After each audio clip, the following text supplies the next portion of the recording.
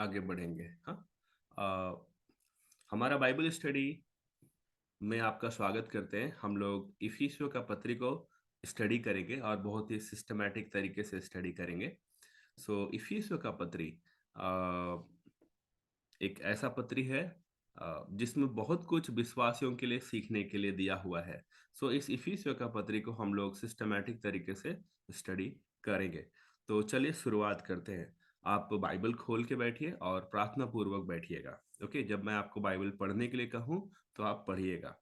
Okay, चलिए आगे बढ़ते हैं। इफिसियों का पत्री किसने लिखा और लेखक का परिचय क्या है ना, हम लोग इसको देखेंगे और कब लिखा इस समय को भी हम लोग देखेंगे। दूसरी बात, ये जो चिट्ठी है, ये जो किताब है किसको लिखा गया है और इसका जो पढ़ने वाले जो लोग हैं, मूल पाठक मतलब जिनको शुरू में लिखा गया है, वो लोग कैसे लोग थे, उस बैकग्राउंड को हम लोग समझेंगे, है ना। और ये जो इफिसुस करके एक शहर है जहाँ के लोगों के लिए लिखा है ना, तो उसके बारे में कुछ रोचक जानकारी आपको बताएंगे। ओके, और क्यों लिखा है लेखक ने ये चिट्ठी, उसका उद्देश्य क्या था इसको लिखने का, उस उद्देश्य को भी हम लोग यहाँ पर समझने का कोशिश करेंगे। ठीक है, तो इफिसियों का पत्री एक अध्याय उसका 1 और 2 वचन, मैं चाहूंगा कि आप में से कोई एक जन इसको पढ़ दीजिएगा। पढ़िएगा बाइबल खोलकर, आप में से कोई एक जन इफिसियों का पत्री 1 अध्याय उसका 1 और 2 वचन पढ़िए, क्या लिखा है।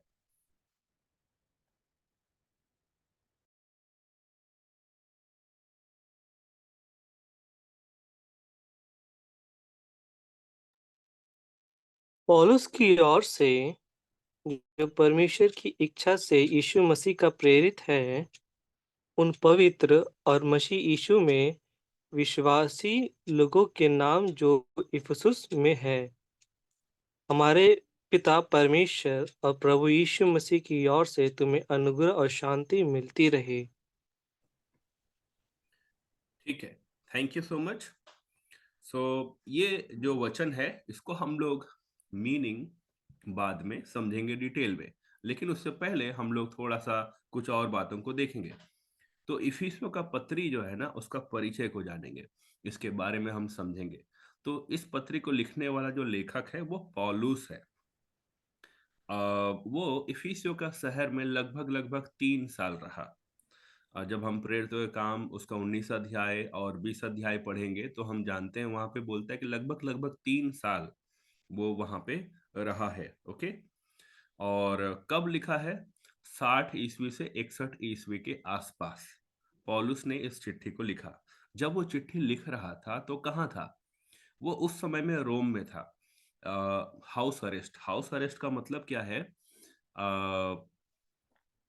घर में उसको कैदी बना करके रखा हुआ है। आप बाइबल खोले हैं तो पढ़िएगा, इफिसियों का पत्री 3 अध्याय उसका 1 वचन पढ़िए कोई।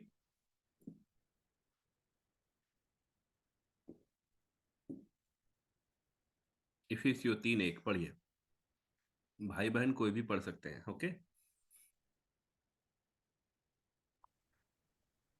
इसी कारण मैं पौलुस, जो तुम अन्य जातियों के लिए मसीह यीशु का बंदी हूँ।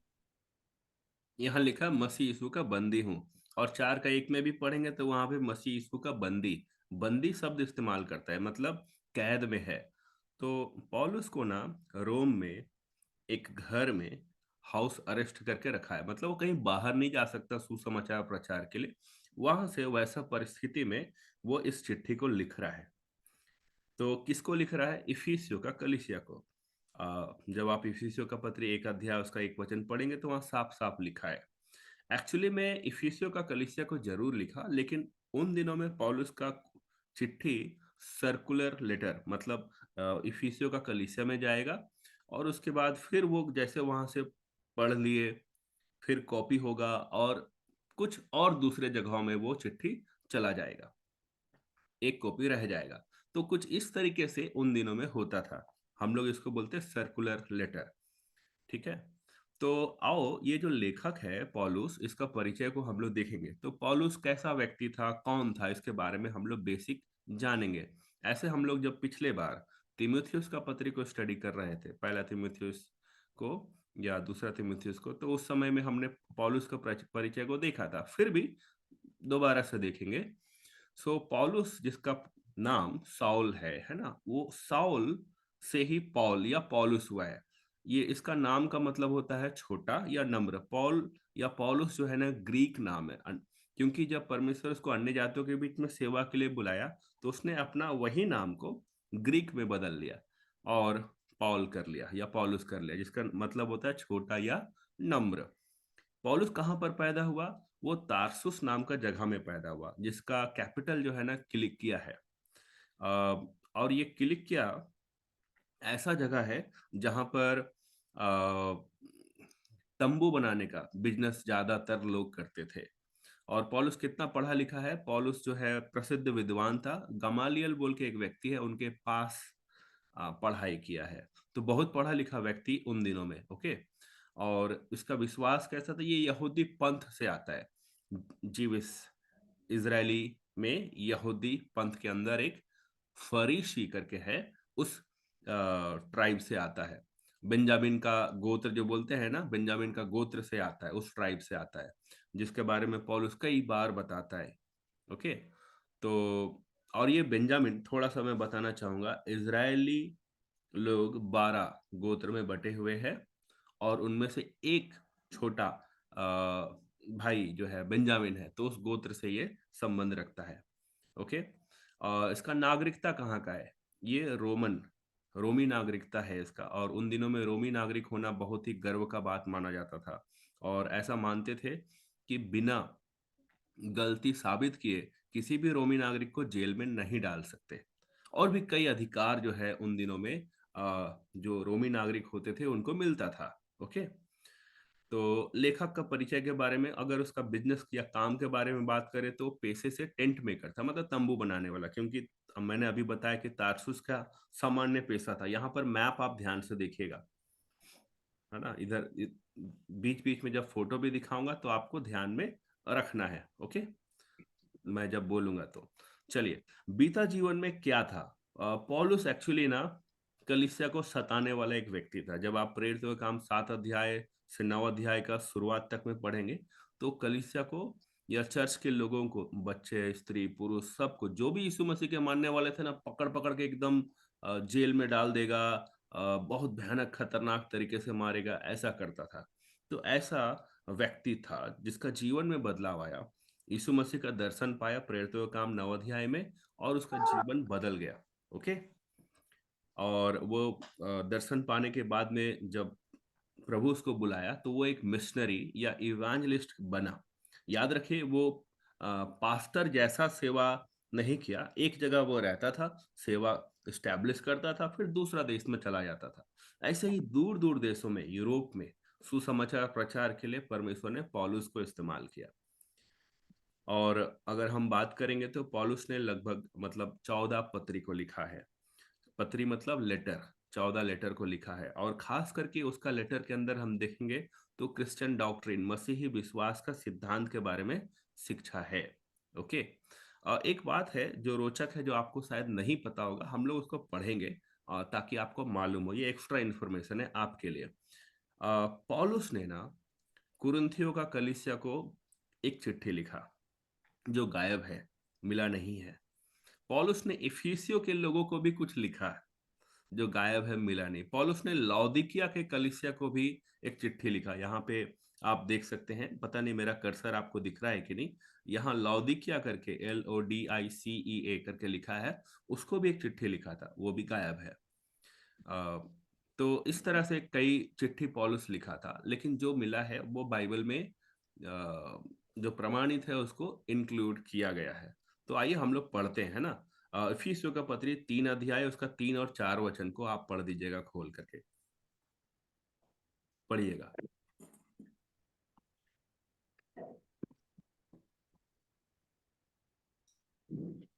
पढ़िए।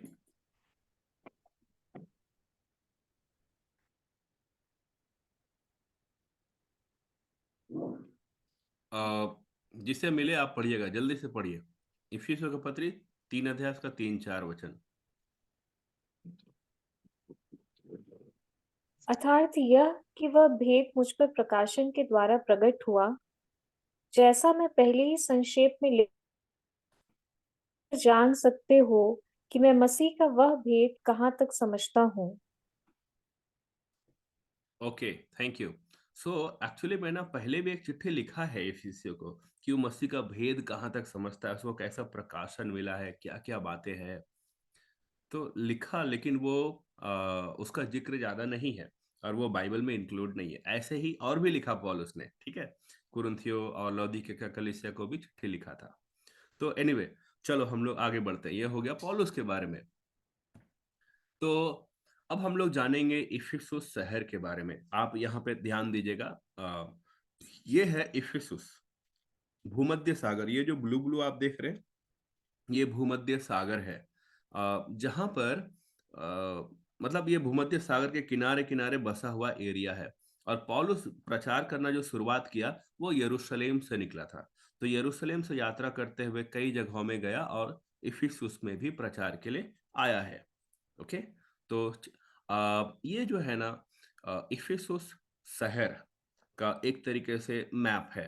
तो मैं आपको थोड़ा यहाँ पे समझाना चाहता हूँ कि उन दिनों में क्या क्या खास चीजें था।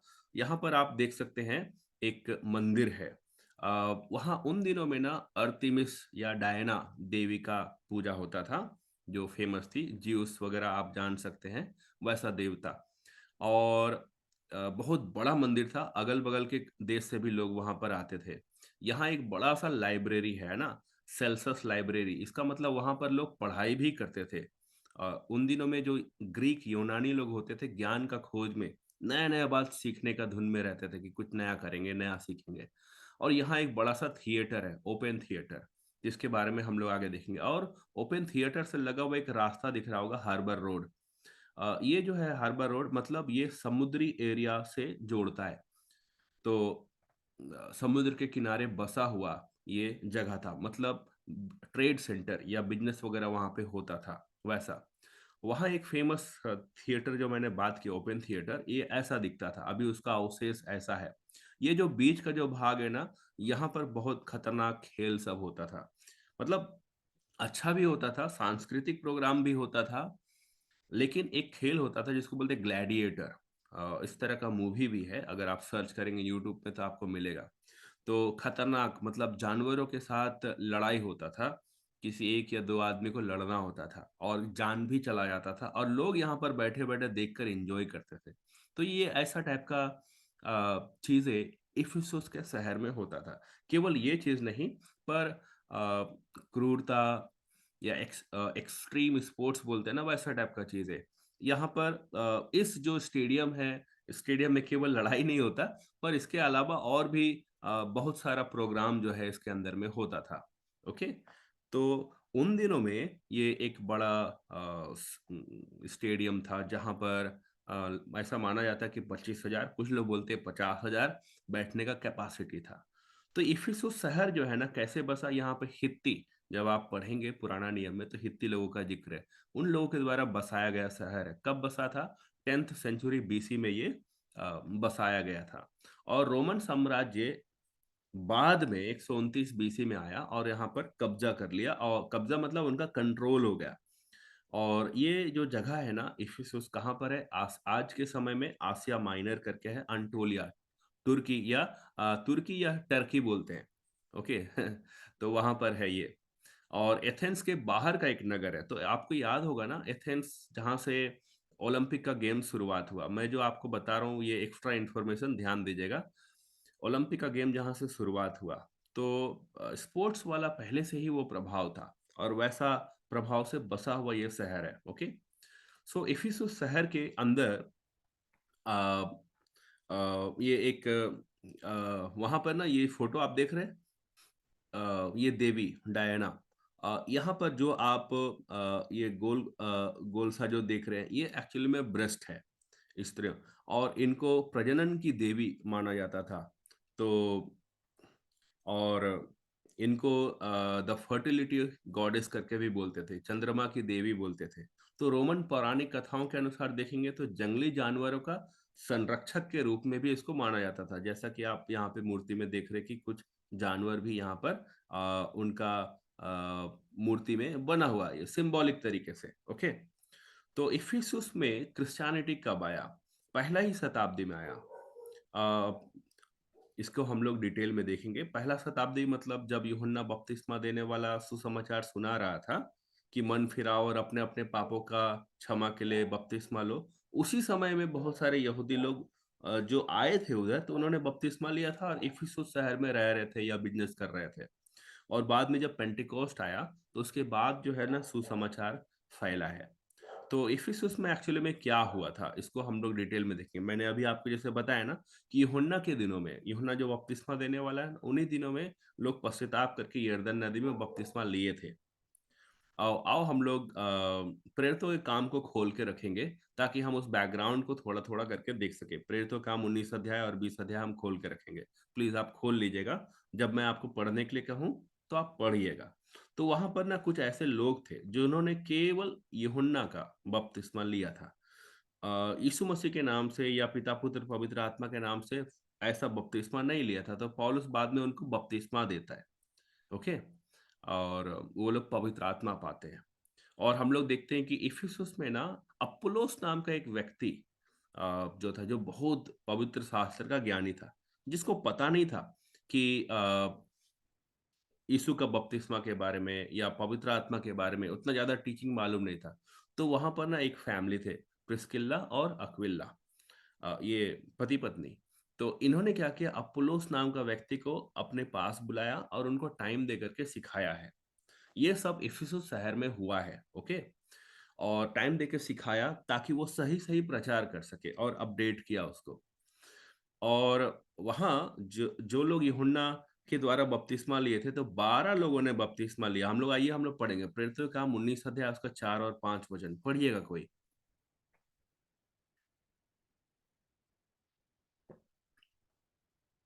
पढ़िएगा प्रेरितों का काम 19 अध्याय 4 और 5 वचन। पौलुस ने कहा, यूहन्ना ने यह कहकर मन फिराव का बपतिस्मा दिया कि जो मेरे बाद आने वाला है उस पर अर्थात यीशु मसीह पर विश्वास करना। यह सुनकर उन्होंने प्रभु यीशु के नाम से बपतिस्मा लिया। ठीक है, थैंक यू। सो उन्होंने क्या किया, यीशु मसीह के नाम से फिर बपतिस्मा लिया और वो लोग पवित्र आत्मा को पाए, ताकि उनको मालूम हो कि हाँ, वही परमेश्वर उनका जीवन में काम कर रहा है। वहाँ जैसे मैंने आपको एक लाइब्रेरी दिखाया था, तो फिर उसके अंदर में ना तुरन्नुस करके एक पाठशाला था जहाँ पर पौलुस चाहता था बार बार और वाद विवाद करता था। मतलब वो एक ऐसा जगह था जहाँ पे कोई अपना ओपिनियन को, विचारों को रख सकते। और उन दिनों में ग्रीक लोग नया नया बात को सीखने का इच्छा भी रखते थे, ज्ञान का बातें करते थे, है ना। तो वहां पर पौलुस जो है आर्गुमेंट या वाद विवाद करता था, जिसको हम लोग अपोलोजेटिक्स भी आज के समय में समझने के लिए बोल सकते हैं।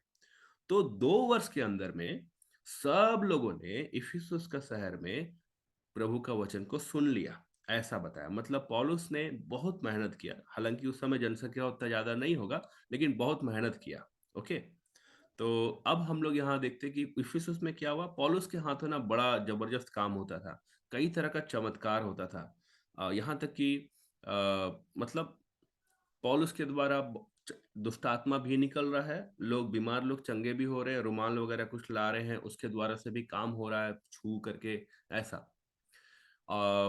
आप खोल लीजिए, मैं आपको पढ़ने के लिए बोलना चाहता हूँ। पढ़िएगा प्रेरितों का काम 19 उसका 11 वचन। बहनों में से कोई एक जन पढ़ दीजिए अगर आप खोले हैं बाइबल तो।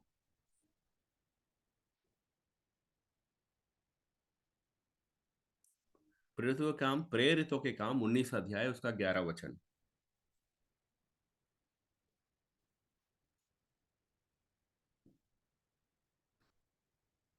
पढ़िए।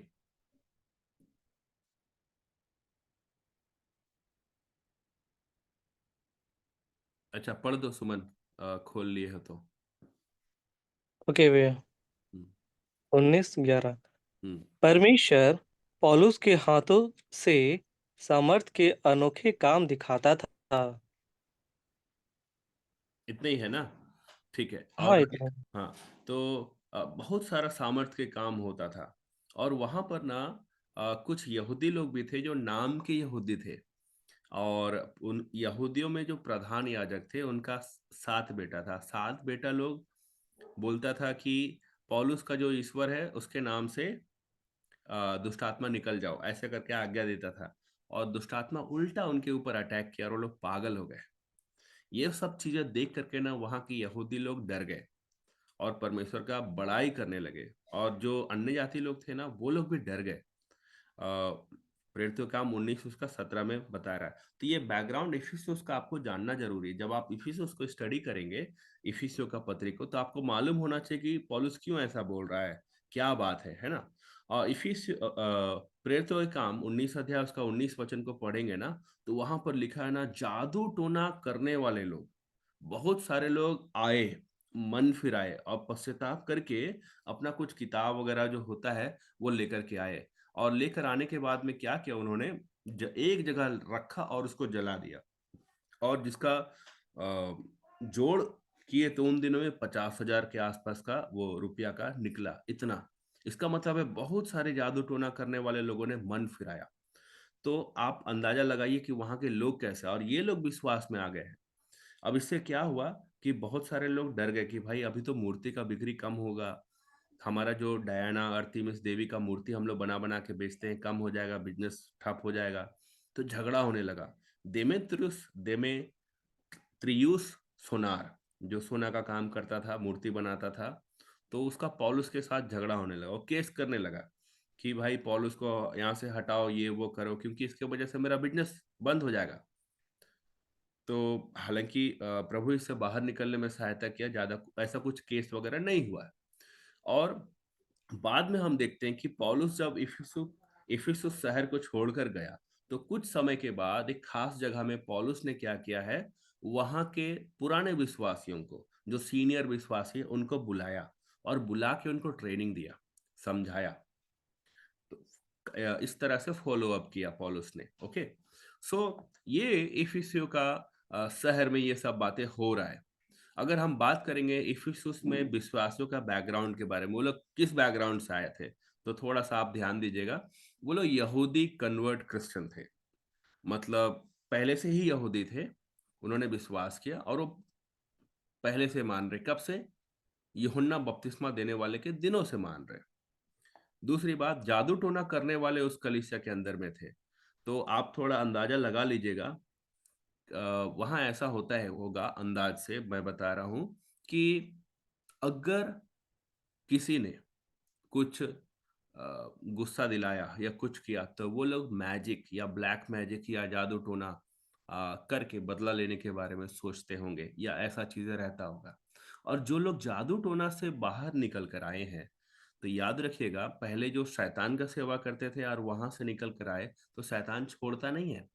आ, कहीं ना कहीं उनका जीवन में स्ट्रगल या संघर्ष रहता है, जिसका जिक्र पौलुस और इफिसियों का पत्र में किया है, जिसको हम लोग देखेंगे। ओके। और क्योंकि वहाँ अर्थविस देवी को पूजने वाले थे, वो लोग भी विश्वास में आए हैं। तो ये एक तरह का ऐसे लोग थे जो अन्य जाति में से आए हैं। और कुछ ऐसे भी लोग थे जो दास, मतलब गुलाम थे, और जिनका कोई इच्छा नहीं था, मालिक जो बोलेगा वही करेंगे। तो ऐसे बंधे हुए बंधुआ मजदूर भी वहां थे और व्यवसायी बिजनेसमैन लोग भी थे। तो सॉरी, कलिसिया में ऐसा मिक्स लोग थे। चलिए आगे देखेंगे। इफिसियों का पत्री 1 अध्याय उसका 1 वचन को पढ़ दीजिएगा। इफिसियों का पत्री 1 अध्याय 1 वचन पढ़िए।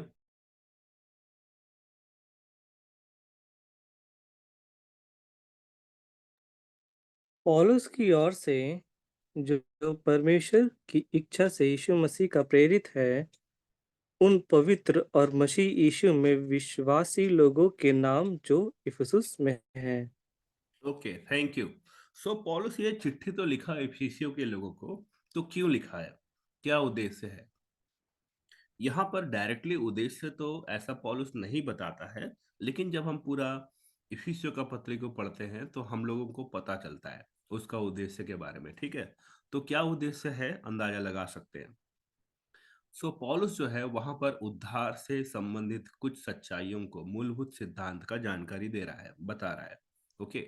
दूसरी बात, वो विश्वासियों को परमेश्वर का आत्मिक आशीष, मतलब स्पिरिचुअल ब्लेसिंग के बारे में बता रहा है। और स्पिरिचुअल ब्लेसिंग के बारे में बताने का मतलब क्या है, जिसको हम लोग आने वाला दिनों में देखेंगे। और पौलुस यहाँ पर नया जीवन, मतलब प्रभु यीशु मसीह को ग्रहण करने के बाद अब प्रभु में आ गए तो नया जीवन, अब पुराना जीवन, मतलब पहले जब हम प्रभु में नहीं थे तो पुराना जीवन के बीच का फर्क को समझा रहा है। और मसीह में एकता के विषय में बात कर रहा है, क्योंकि सभी लोग जो है ना अलग अलग बैकग्राउंड से आए। तो आपको अभी हमने बताया था कि किस किस बैकग्राउंड से लोग वहां पर इफिसियों का कलीसिया में आए हुए हैं। और यहाँ पर पौलुस बार बार मसीह का प्रेम को जोड़ देता है। ठीक है। त्रिएक परमेश्वर के बारे में भी पौलुस जो है बताता है। फिर पारिवारिक संबंध, फैमिली रिलेशनशिप के बारे में भी पौलुस जो है बातचीत करता है।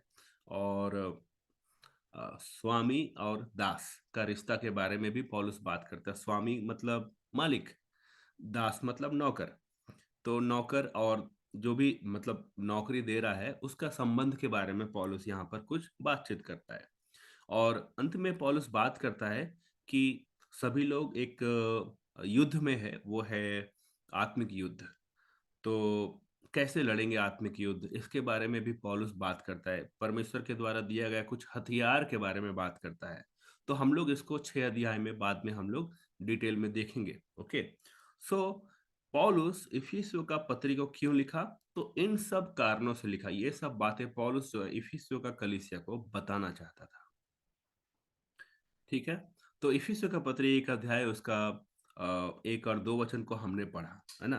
पौलुस यहाँ पर क्या बता रहा है, अगर वो अपने आप को इंट्रोड्यूस करता है ना, मतलब कभी भी स्टेज में हो कहीं भी हो, तो वो अपने आप को यीशु मसीह का प्रेरित करके इंट्रोड्यूस करता है। उसका जो परिचय है वो बदल गया। पहले क्या था, सताने वाला था कलीसिया को, या पहले सो एंड सो पढ़ा लिखा व्यक्ति, हाँ, इतना पहुंच रखने वाला ऐसा था। लेकिन जब वो यीशु मसीह को ग्रहण किया और यीशु मसीह का चेला बन गया, तो वो अपने आप को यीशु मसीह का प्रेरित करके जिक्र करता है। ये जो प्रेरित जो शब्द है ना, इसका मतलब होता है अपोस्टल इंग्लिश में। इसका मतलब है 12 चेलों में से एक। हालांकि वो 12 चेलों में से एक नहीं था, लेकिन परमेश्वर ने उसको भी नियुक्त किया था। इसलिए वो अपने आप को चेलों में सबसे छोटा मानता है और कहता है कि मैं भी यीशु का चेला हूँ या प्रेरित हूँ करके। और एक बात वहां पे देखिएगा, साफ साफ लिखा है वचन में कि परमेश्वर की इच्छा से पौलुस जो है ना, परमेश्वर की इच्छा से सेवकाई करना शुरुआत किया। कई लोग ऐसे हैं हम में से जो सेवकाई करना चाहते हैं, तो हम अपनी इच्छा से करना चाहते, या पास्टर की इच्छा से करना चाहते, या परमेश्वर ने आपको बुलाया है, इच्छा दिया है, इसलिए आप करना चाहते हैं। तो कई लोग मिनिस्ट्री करना चाहते हैं। तो हमेशा इस बात को याद रखिएगा, जब तक परमेश्वर हमें सेवकाई के लिए नहीं बुलाता, तब तक हम उस बुलाहट से सेवा नहीं कर सकते। परमेश्वर का बुलाहट जरूरी होता है। इसीलिए पौलुस बार बार अपना चिट्ठी में कई बार लिखता है, परमेश्वर की इच्छा से बुलाया गया है मिनिस्ट्री के लिए। यहाँ एक खास बात जो पौलुस बोलता है कि जो प्रभु यीशु मसीह पर विश्वास करता है वो विश्वासी है। तो इफिसियों का पत्री 1 अध्याय और उसका 1 और 2 वचन को पढ़ेंगे। तो इफिसियस का जो विश्वासी लोग हैं उन्होंने विश्वास किया है, और उनको हम कहेंगे विश्वासी।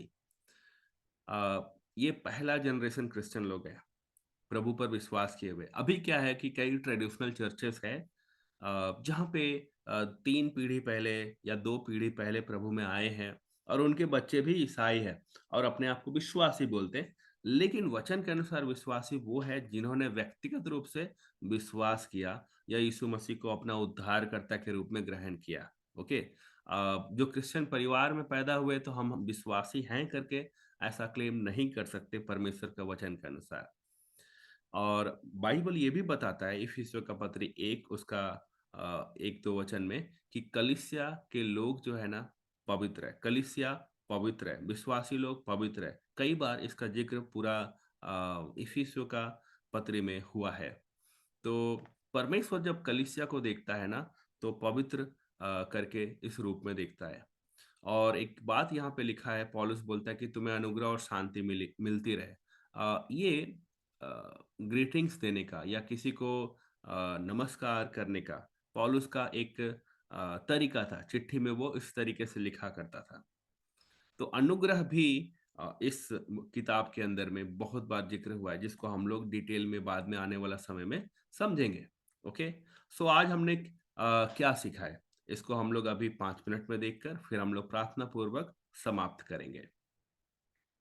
सो पौलुस, जिसका नाम सॉल है, वो कलीसिया को सताता था, उसका भी जीवन परमेश्वर बदल दिया।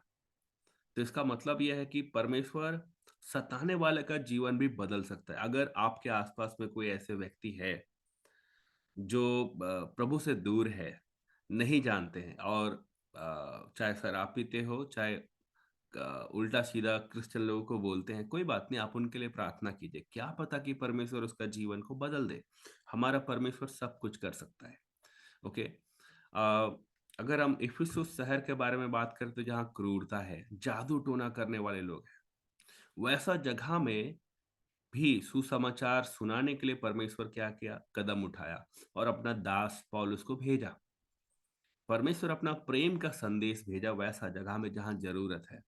आज परमेश्वर हमें भी इस्तेमाल करके उस जगह में जहाँ क्रूरता है भेजना चाहता है, जहाँ पर जादू टोना करने वाले लोग हैं, भूत प्रेत का बात बहुत ज्यादा होता है, वहां पर भेजना चाहता है परमेश्वर हमें। क्या हम जाएंगे? और एक बात को याद रखिएगा कि परमेश्वर जो है ना, जिसको भेजता है या अपना जो सेवक लोग हैं उनको इस्तेमाल करके अद्भुत कार्य आज भी करता है। हालेलुया।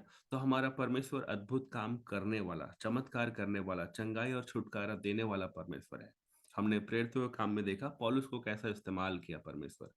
ओके, और परमेश्वर जादू टोना करने वाला का भी मन को बदल देता है। कई क्रिश्चियन ऐसे होते हैं, मैं बताना चाहूंगा, नामधारी मसीही जिसको हम लोग बोलते हैं, वो लोग आज भी टोना टोटका पर विश्वास करते हैं।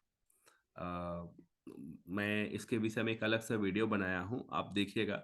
लेकिन एक दो बात बताना चाहूंगा, जैसे उदाहरण के लिए मिर्चा हाथ में नहीं देना, मिर्चा प्लेट में या फिर नीचे रख के देना, ये एक तरह का कुछ विश्वास करते हैं, अंधविश्वास है। और ऐसा ही कुछ विश्वास करते हैं कि सुई रात में नहीं देना, या फिर बिल्ली रास्ता काट दिया, और कुछ इस तरह का विश्वास करते हैं क्रिश्चियन लोग भी। तो इस तरह का विश्वास नहीं करना। और एक बात बताना चाहेंगे, कुछ ऐसे भी मसीही है जो टोना टोटका करते हैं। तो मतलब चंगाई करते हैं, लेकिन शैतान की ताकत से चंगाई करते हैं। उन दिनों में नामधारी यहूदी प्रेरित हुए काम 19 अध्याय में चंगाई कर रहे थे, एक याजक का 7 बेटा लोग। तो ऐसा आज भी है, कई क्रिश्चियन लोग। तो चंगाई सब जगह मिल सकता है, लेकिन किसके नाम से चंगाई हो रहा है, कौन सा सामर्थ्य, हमें उस बात को चेक करना चाहिए। और पौलुस इस बात को जानता था। और दूसरी बात, दुष्ट आत्मा भी जानते हैं कि जो सेवक लोग हैं ना, उन सेवकों के अंदर कौन सा आत्मा है। क्योंकि दुष्ट आत्मा वहां पर बोलता है कि मैं पौलुस को जानती हूँ, उसका परमेश्वर को भी जानती हूँ, लेकिन तुम कौन हो। और उल्टा दुष्ट आत्मा जो है उनके ऊपर अटैक किया। तो एक बात याद रखिएगा, परमेश्वर ने हमें चुना है। पूरा इफिसियों के अंदर में इस बात को आप बार बार देखेंगे कि परमेश्वर ने हमें चुना है। दुनिया बहुत बड़ा है, करोड़ों लोग हैं, लेकिन आप वो इंसान है जिनको परमेश्वर ने चुना है। आप बोलेंगे कि ऐसा कैसे, वो हम भी नहीं जानते। तो परमेश्वर ने कब चुना, कैसे चुना, इस बात को हम लोग आने वाले समय में देखेंगे। लेकिन ये बात है पक्का कि परमेश्वर ने हमें चुना है, इसीलिए आप यहाँ पर अभी है। आप आशीषित लोग हैं, हम लोग आशीषित लोग हैं, है ना। और एक बात, जो चर्च हम जाते हैं, जहाँ पर परमेश्वर के वचन के अनुसार सही सही शिक्षा दिया जाता है, वो कलीसिया परमेश्वर के दृष्टिकोण में पवित्र है, अच्छा है, अलग किए गए लोग हैं। परमेश्वर ने उनको पवित्र ठहराया है, कलीसिया को। ओके, और मसीह में आने के बाद ना हमारा पहचान बदल जाता है। देखिए, कई लोग हैं अपना नाम बदल लेते हैं। पौलुस ने अपना नाम को मतलब बदला तो नहीं बोलेंगे, केवल उसी नाम को ग्रीक में लिखा है, बस यही था। तो कई लोग हैं अपना नाम के साथ मसीह लगा लेते कि हाँ हम बदल गए, अब मेरा टाइटल मसीह हो जाएगा। तो मसीह लगाने से आपका पहचान उतना ही नहीं बदलता, बट आपका जीवन भी बदलना जरूरी है। तो मसीह में आने के बाद हमारा आइडेंटिटी क्या है? हाँ, हमें अपने आप को जांचना चाहिए। क्या हमारा पहचान बदला है? लोग हमें किस रूप में जानते हैं? अगर वही पुराना नाम से, मतलब नाम से तो जानते हैं, लेकिन वही पुराना काम पुराना व्यवहार से जान रहे हमारा पहचान है, तो फिर इसका मतलब कुछ भी नहीं बदला। तो हमें अपने आप को जांचना चाहिए, है ना, कि क्या मसीह में आने के बाद हमारा पहचान बदला है? हमारा काम, हमारा व्यवहार कुछ बदला है क्या?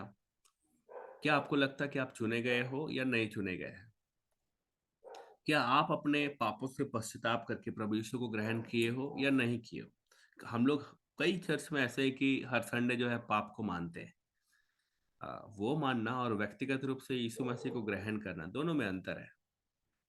पाप से पश्चाताप करके, तो हमें व्यक्तिगत रूप से पश्चाताप करना जरूरी है। अगर हमने नहीं किया तो हम कर सकते हैं। ओके, सो आइए हम अपने आप को जांचें और अपने आप को परमेश्वर के हाथों में सौंप दें। हम लोग 1 मिनट समय लेंगे और प्रार्थना करेंगे। प्रभु परमेश्वर, हम आपका धन्यवाद करते हैं इस वचन के लिए प्रभु, और जो भी बातें आपने मुझे बताया, जानकारी दिया प्रभु, उन सब बातों को प्रभु जी हमने यहाँ पर आपके लोगों को, जो चुने हुए लोग हैं प्रभु, उनको बताया है। आप उनको याद रखने में सहायता कीजिए, ताकि जब हम आने वाले दिनों में बाइबल स्टडी करें प्रभु, तो इस बैकग्राउंड को याद रख सके और इफिसियों का पत्री को प्रभु हम अच्छा से समझ सके। हम आपसे चाहते हैं प्रभु कि हर एक व्यक्ति जो अ, प्रभु जी आपको नहीं ग्रहण किया अभी इस बाइबल स्टडी में, आप प्रभु उनके जीवन में काम कीजिए और पवित्र आत्मा के द्वारा उनको कायल कीजिए, निरुत्तर कीजिए और उनको सहायता कीजिए प्रभु कि वो आपको ग्रहण कर सके और पश्चाताप करते हुए अपना जीवन आपको सौंप सके और उनका जीवन बदल जाए, उनका पहचान बदल जाए।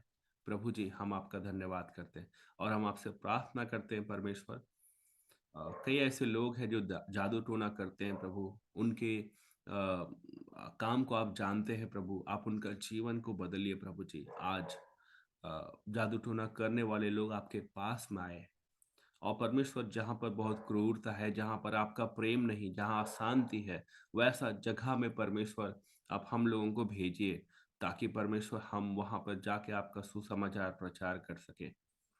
प्रभु जी आपका बुलाहट के लिए हम आपको धन्यवाद करते हैं। हम अपना जीवन आपको सौंपते हैं। यीशु के नाम से इस प्रार्थना को मांगते हैं, आमीन।